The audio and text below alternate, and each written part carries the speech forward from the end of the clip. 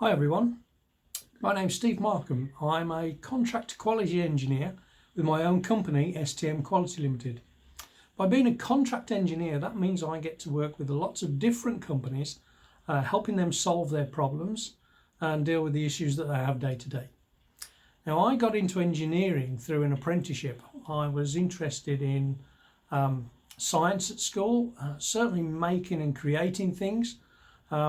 Much to the annoyance of my parents, I was very interested in finding out how things work. So that meant dismantling things, figuring things out, and not always being a great success in putting them back together. However, my keen interest in engineering got me my apprenticeship.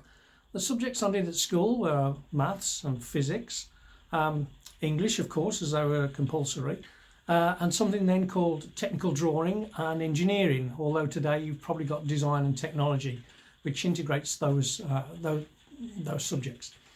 So I completed my apprenticeship. That was 5 years of hard work, where I got to spend a year full-time at college. And I also got to learn for the next 4 years from different people in the organisation about the different skills and knowledge that they had, and their role really was to help try and train me. So it took me 5 years before I could really call myself an engineer. However, it takes many, many years of experiences to really use those skills. So apart from the subjects that we use, really what we as engineers do all day really is solve problems. And these are all sorts of problems: technical problems, documental problems, keeping our customers happy. That's really what we're all about. So skills that we need are problem solving, as we've talked about, communication.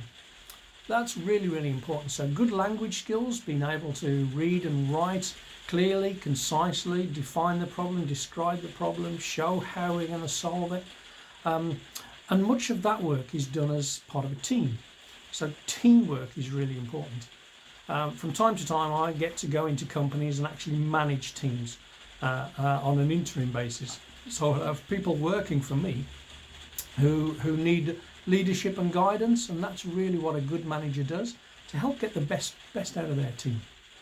So on a day-to-day basis, I'm primarily in the automotive industry. So the great thing about that is I get to play around with some really exciting vehicles which won't even be on the road for a number of years, as they're all in development. So the big thing at the moment now with cars are two things really. It's the way that they're powered using alternative fuels, alternative to petrol and diesel, as they will become outlawed in many years to come. So we won't be able to buy or build cars with petrol or diesel engines. They'll be running on systems such as battery power at the moment, and even hydrogen power, which is something that we're tinkering about with now. So the other concern we've got with vehicles is there's a lot of interest now in autonomous vehicles, and those are cars that will really drive themselves. So it will come to a point, at some point in the future, you'll be able to get into your car and say to it, rather like Alexa, you can say to your car, take me to work. And you can sit back and relax, and your car hopefully will be able to take you to wherever you want to go, not just work.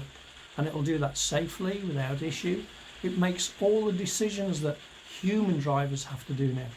And those are quite difficult problems to solve at the moment. You may have seen some of the videos online where some cars don't really perform very, very well when driving themselves and have unfortunate incidents. So these are things that we're working on to try and cure now. So that's a little bit about me. I hope that's sparked a little bit of interest for you. But I've been an engineer now for many years, somewhat over 40 years now, and the career's been good to me.